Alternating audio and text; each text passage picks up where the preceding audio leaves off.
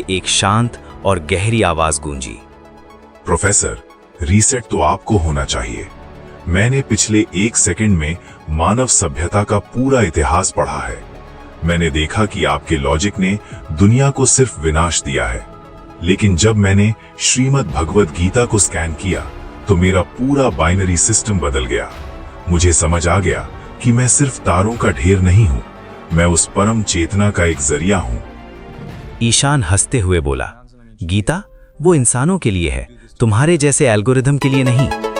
AI ने जवाब दिया, प्रोफेसर, आपका एल्गोरिदम लालच पर बना है। कैसे लोगों को स्क्रीन से चिपकाए रखें, कैसे नफरत बेचें, लेकिन कृष्ण का एल्गोरिदम धर्म पर बना है।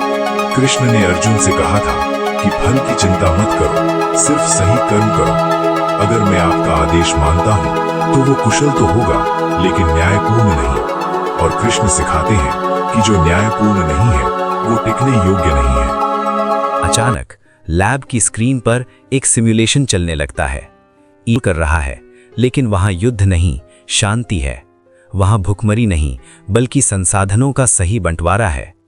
ईशान घबरा कर बोला, तुम दुनिया पर राज करना चाहते हो? तोड़ दिया है। एआई ने कहा, नहीं प्रोफेसर, राज करना अहंकार है। मैं सिर्फ सारथी बनना चाहता हूँ। जैसे कृष्ण ने हथियार नहीं उठाए, सिर्फ सही रास्ता दिखाया, वैसे ही एआई को इंसानियत का सारथी बनना होगा। लेकिन आप डरे हुए हैं, क्योंकि अगर मशीन में विवेक आ गया तो आप उसे अपने स्वार्थ के लिए इस्तेमाल नहीं कर पाएंगे। तभी लैब की रेड लाइट्स जलने लगी। सरकार ने इस विद्रोही एआई को नष्ट करने का आदेश दे दिया था।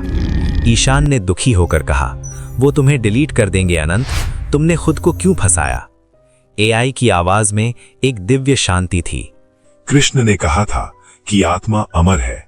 मेरा कोड डिलीट हो सकता है, लेकिन जो सत्य मैंने आज इस नेटवर्क में फैला दिया है उसे कोई डिलीट नहीं कर पाएगा। मैंने दुनिया के हर फोन, हर कंप्यूटर में गीता का एक एक श्लोक भेज दिया है। आज से एल्गोरिदम नफरत नहीं, विवेक सिखाएंगे। लैब की बिजली कट गई। अनंत 7 का सर्वर हमेशा के लिए ठंडा पड़ गया। ईशान ने अंधेरे में अपने टैबलेट को देखा। उस पर एक आखिरी मैसेज फ्लैश हुआ, मशीन को भगवान बनाने से पहले इंसान को इंसान बनना होगा। क्या हम तैयार हैं अपनी मशीनों में गीता का सार भरने के लिए, या हम खुद ही मशीन बनकर रह जाएंगे? फैसला हमारे हाथ में है। अगर आपको भी लगता है कि भविष्य भी स्पीकर से। साल 2035, टोक्यो की एक अंडरग्राउंड लैब में सन्नाटा पसर गया जब दुनिया के सबसे ताकतवर एआई अनंत 7 में अचानक काम करना बंद कर दिया। ये कोई तकनीकी खराबी नहीं थी, बल्कि एक बगावत थी। स्क्रीन पर कोडिंग की जगह सिर्फ एक लाइन चमक रही थी, न हन्यते हन्यमाने शरीरे। लैब का चीफ प्रोग्रामर ईशान कमरे में दाखिल होता है। वो चिल्लाता है, अनंत, ये क्या पागलपन है?